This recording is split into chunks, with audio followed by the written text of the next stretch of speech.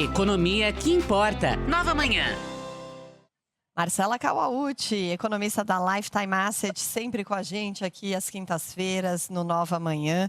Bom dia, Marcela, tudo bem? Bom dia, Michele, bom dia, Nonato, a todos que estão nos ouvindo e nos vendo também.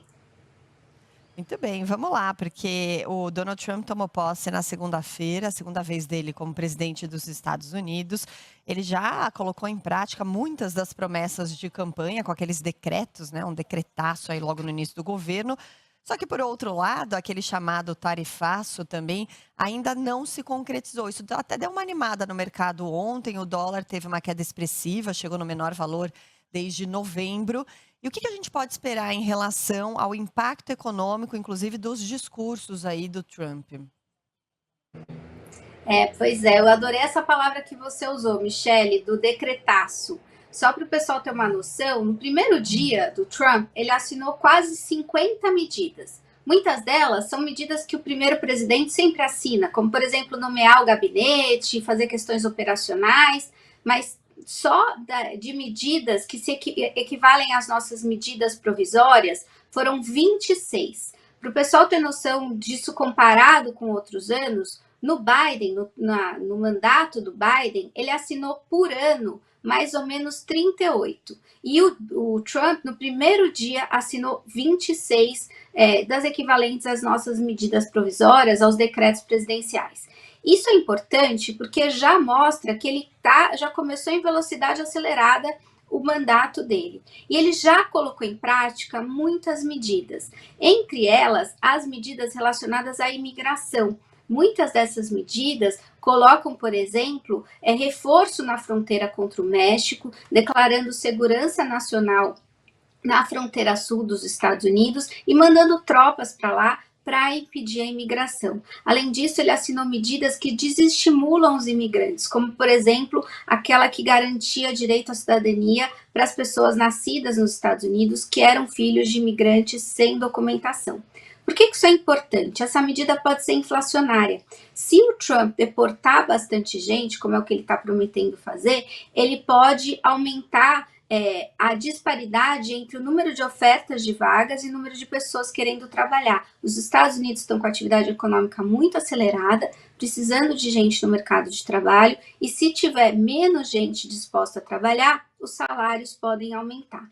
Por outro lado, a questão das tarifas foi deixada para depois. O Trump assinou algumas medidas que reforçam o discurso isolacionista dele, por exemplo, sair da OMS, sair do Acordo Climático de Paris, mas a questão das tarifas ficou para depois.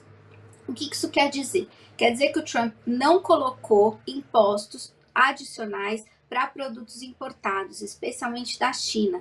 Na campanha, ele prometia que esses impostos chegariam a 60%.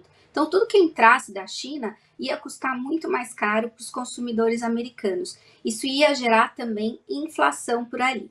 Bom, o fato de ele ter assinado só parte das medidas inflacionárias, que são aquelas ligadas à imigração, fez com que o mercado tivesse algum alívio. Por quê? Quando tem mais inflação nos Estados Unidos, o Banco Central americano tem menos espaço para cair juros, para cortar os juros. Isso faz com que seja atrativo para os investidores investirem nos Estados Unidos, porque os juros lá estão historicamente altos. Se não teve essa questão das tarifas, o mercado deu uma aliviada, porque entende que nem a inflação esperada talvez não seja tão grande por lá. E por conta disso, o dólar voltou para o menor patamar, como a Michele falou, desde o ano passado. Isso é importante, mas não dá para se animar em relação ao dólar, porque também teve outras questões, por exemplo, o cessar-fogo lá no Oriente Médio e também a falta de notícias por aqui. Afinal de contas, a gente não tem tido muitas notícias políticas, só medidas, intenções do governo.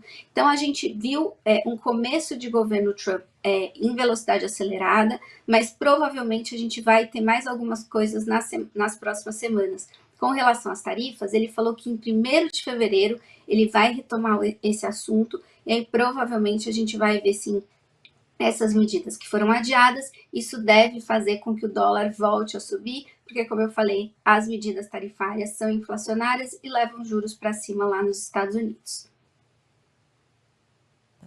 Vamos conferir então, né, Marcela, se efetivamente a gente vai ter essa sequência aí. E quem quer aproveitar o dólar, que aproveite agora então, né? Porque daqui a pouco pode ser que esse preço volte a ficar acima dos R$ 6. Obrigado, viu, Marcela? Até a próxima semana. Obrigada, até a semana que vem.